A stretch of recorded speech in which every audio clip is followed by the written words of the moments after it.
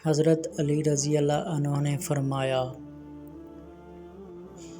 جو شخص اپنی قدر آپ نہیں کرتا، کوئی دوسرا شخص بھی اس کی قدر نہیں کرتا۔ جہاں آپ کی عزت نہ ہو وہاں مت جاؤ، چاہے وہاں کھانا آپ کو سونے کی پلیٹ اور چاندی کے چمچ میں ہی کیوں نہ دیا جائے۔ صرف دو لوگ مقدر والے ہوتے ہیں، ایک وہ جنہیں وفادار دوست ملتا ہے اور دوسرا جن کے ساتھ ماں کی دعائیں ہوتی ہیں۔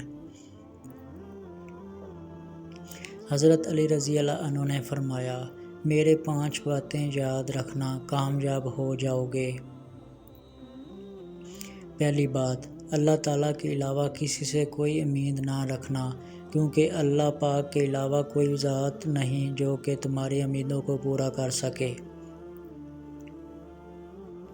دوسری بات، اپنے گناہوں کے علاوہ کسی چیز سے نہ ڈرنا کہ کل کو جب اپنے اللہ کے سامنے جاؤ گے تو اللہ کو کیا منہ دکھاؤ گے۔ تیسری بات یہ ہے کہ اگر تم سے کوئی ایسی بات پوچھی جائے جس کا تمہیں علم نہ ہو تو یہ کہتے نہ شرمانا کہ میں نہیں جانتا۔ چوتھی بات یہ ہے کہ جس بات کا تمہیں علم نہ ہو اس کے بارے میں علم حاصل کرنے کی کوشش کرو۔ آخری بات یہ فرمائی کہ صبر کر ہر حال میں۔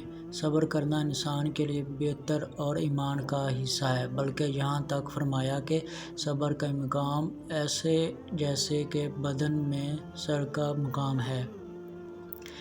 اے لوگو، مجھے تم پر 2 چیزوں کی فکر رہتی ہے، لمبی امیدیں لگانا اور اپنی خواہشات کے مطابق چلنا۔ جو شخص سجدوں میں روتا ہے اسے تقریر پر رونا نہیں آتا۔ جس زبان سے جھوٹ نکلنا بند ہو جائے اس زبان سے نکلی ہوئی ہر دعا قبول ہوتی ہے۔ اگر تو کل سیکھنا ہے تو پرندوں سے سیکھو کہ جب وہ شام کو گھر واپس جاتے ہیں تو ان کی چونچ میں کل کے لیے کوئی دانہ نہیں ہوتا۔ غربت انسان کو اپنے ہی شہر میں اجنبی بنا دیتی ہے۔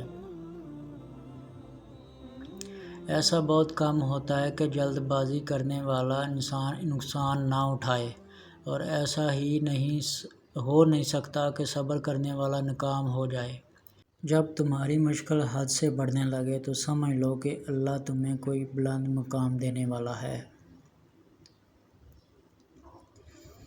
جو دل دوسروں کی تکلیف دے کر بے چین ہو جائے تو جان لو اس دل میں اللہ رہتا ہے۔ اپنے دوست کے دشمن سے دوستی مت کرو، ویسا کرنے سے تم اپنے دوست کے دشمن بن جاؤ گے۔ کم کھانے میں صحت ہے، کم بولنے میں سمجھداری اور کم سونا عبادت ہے۔